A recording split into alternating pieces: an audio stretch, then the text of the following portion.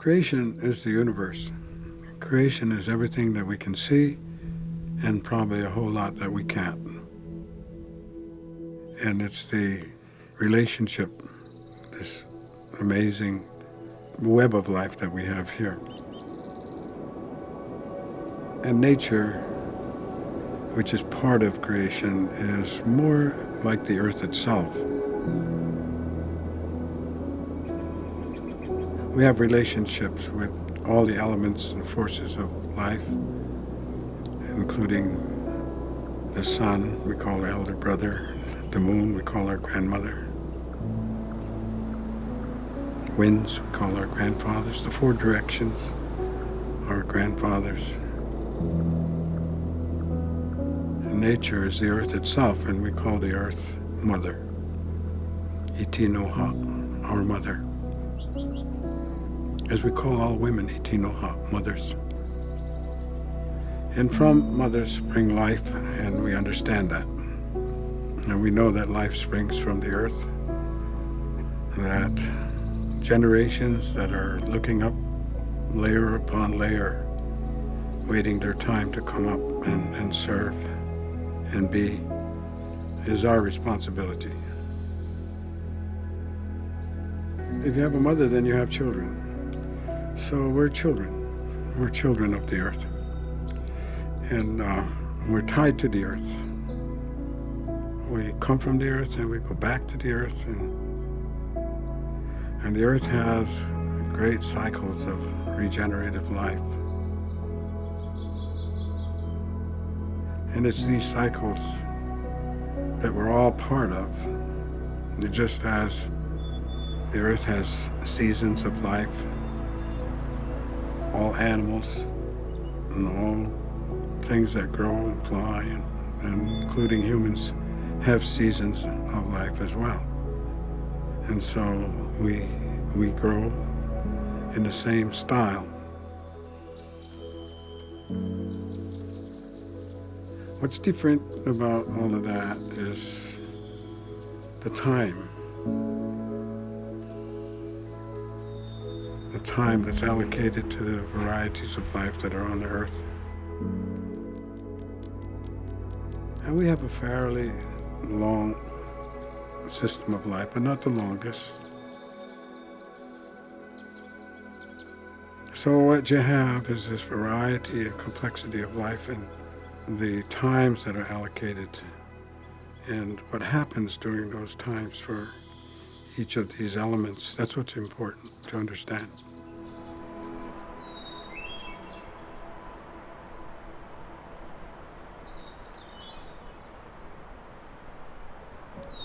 We have instructions about how do we conduct ourselves on this earth, and probably the first one is respect. And if people followed this law, simple law of respect, you'd have a lot more peace, and you'd have a lot more quiet and a better life.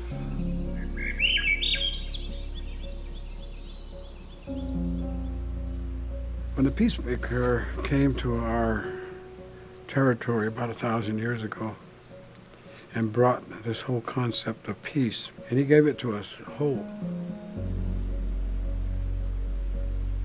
He planted a great tree of peace, a great white pine, a great symbol to our nations. He said, "This is the great tree of peace. Its roots will be 4 white roots of truth. And those that have nowhere to go can follow the root back to its source and come under the protection of the great tree. When you're weak as a human being," he said, "this tree will give your spine strength. Wrap yourself around this tree because it's powerful. Do not challenge the laws of nature because you cannot, you will not prevail."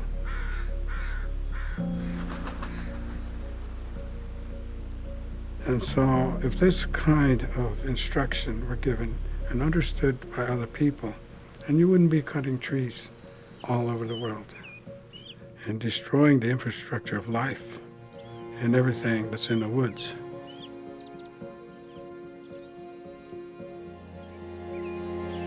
And so we had a treaty amongst ourselves.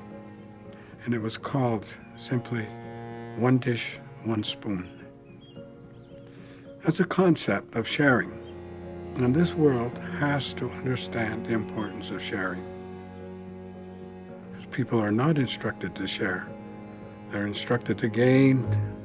They're instructed to hold to themselves. They're instructed to gather unto themselves.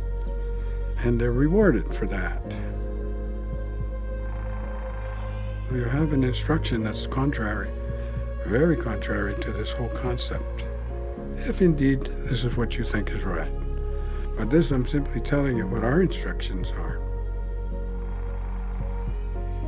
The conduct is quite simple. Respect for life and understanding that life is our relatives, and how goes it with them, goes it with us.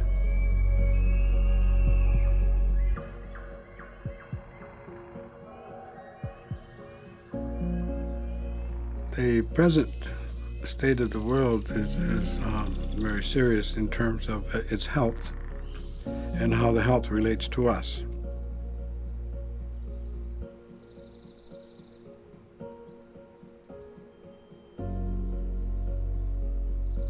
The earth can deteriorate and ultimately lose its life-giving forces, and it can change and become barren, or it can change and become snow. It has its own direction. It has its own will and ability. And we're part of that.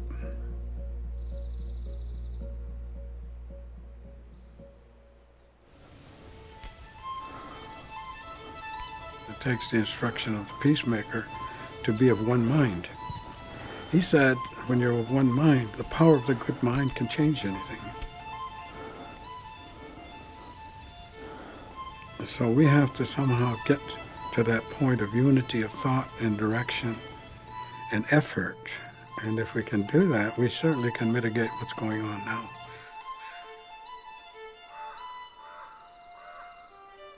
But this whole country is fixed on the idea of distractions, and they're not looking at the large pictures. And they've become insulated against the realities of the world.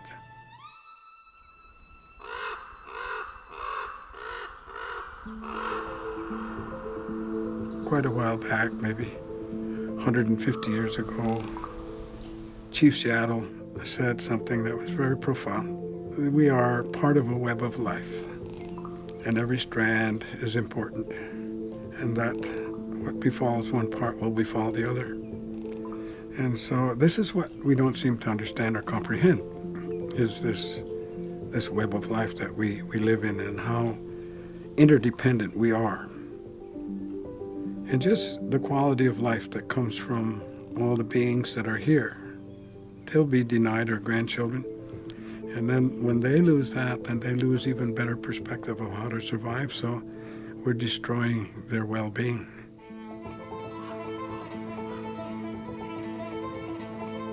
This style of talking and observation, they tell me, is not realistic in today's times. And I suppose not if you're thinking in terms of Wall Street and a handful of people with that amount of influence and that kind of a direction in life. They're not going to take you in the right direction.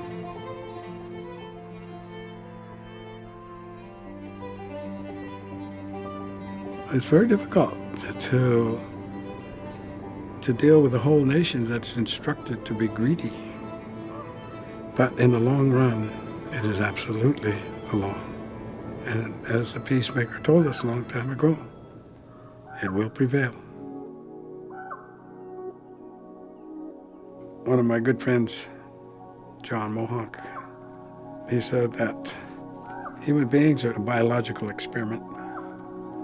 We're here a short time. We haven't been here long. In the time of the earth, not very long at all. And the earth is not dependent on us. We're dependent on it. So that if we choose to eradicate ourselves from this earth, by whatever means, the earth goes nowhere.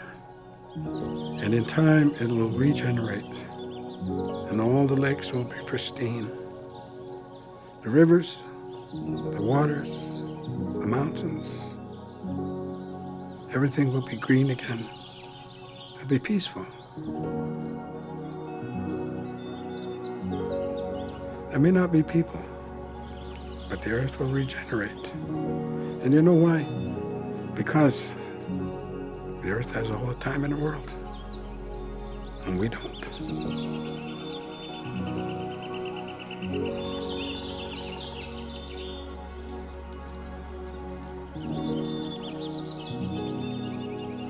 Human beings have a very consistent way of doing things, and that's learning the hard way. They just love to learn the hard way, and it seems like every generation has that, even though the instructions are clear. And the peacemaker said to the assembled chiefs that he had taken all this time to raise and instruct. When you sit and you counsel for the welfare of the people, think not of yourself, nor of your family, or even your generation. Make your decisions on behalf of the 7th generation coming, so they may enjoy what you have today.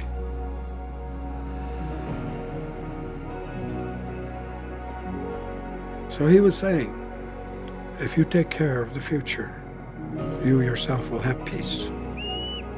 So peace is what we want. Peace is what we're after. We're allies, and it's a common fight, common cause. It's for the future.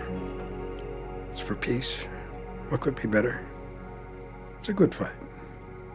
So we should be happy to be in it and happy to be able to make that difference. And I believe it's this generation, the next one coming, going to determine whether we survive.